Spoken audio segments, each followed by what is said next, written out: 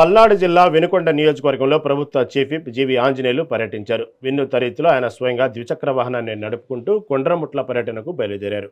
ఎటువంటి నాల్చనాలు లేకుండా ఒక సాధారణ కార్యకర్తలా బైక్పై ప్రయాణించి ఆయన అందరినీ ఆశ్చర్యపరిచారు.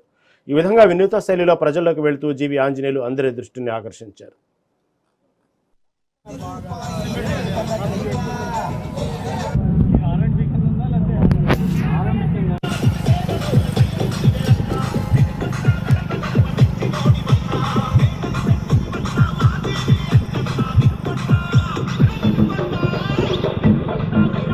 దేశంలో ఉన్నటువంటి సంక్షోభం, ప్రపంచంలో ఉన్నటువంటి ఇంధన సంక్షోభాన్ని దృష్టిలో పెట్టుకొని పెట్రోల్ డీజిల్ ఖర్చు తగ్గించాలని చెప్పేసి ఒక పిలుపిస్తే ముఖ్యమంత్రి చంద్రబాబు గారు దేశంలో మొట్టమొదట ముఖ్యమంత్రిగా స్పందించిన ముఖ్యమంత్రుల్లో మొట్టమొదట చంద్రబాబు నాయుడు గారు 12 వెహికల్స్ క్యాన్వాయ్ ఉంటే దానికి 4 తగ్గించుకొని వెంటనే స్పందించి పెట్రోల్ డీజిల్ ఆదా చేసే విధంగా నిర్ణయాలు తీసుకోవడం జరిగింది.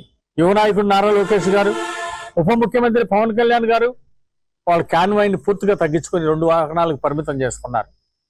వారందరినీ మేము ఆదర్శంగా తీసుకొని, మా ముఖ్యమంత్రి గారిని చంద్రబాబు గారిని ఆదర్శంగా తీసుకొని మేము ఈరోజు సైకిల్ మీద, అట్లాగే ఎలక్ట్రిక్ బైక్ మీద ఈరోజు ప్రభుత్వ పనులు పరిశీలించడానికి వెళ్ళటం జరిగింది. మా నాయకుడు చేపట్టిన కార్యక్రమం మాకు ఆదర్శం. ఈరోజు ప్రధానమంత్రి గారికి ఇచ్చినటువంటి పిలుపుకి వెంటనే స్పందించి ఎన్డీఏ ప్రభుత్వం ఆంధ్రప్రదేశ్లో ఈరోజు వెంటనే ఇంధన పొదుపు కార్యక్రమాలు చేపట్టే ఎంతో అభినందనీయం. కొంతమంది అధికారులు కూడా ముందుకొచ్చి దీన్ని అనుసరిస్తూ ఉన్నారు. ఇంధన పొదుపు గురించి వారందరినీ కూడా హృదయపూర్వకంగా అభినందిస్తున్నాం.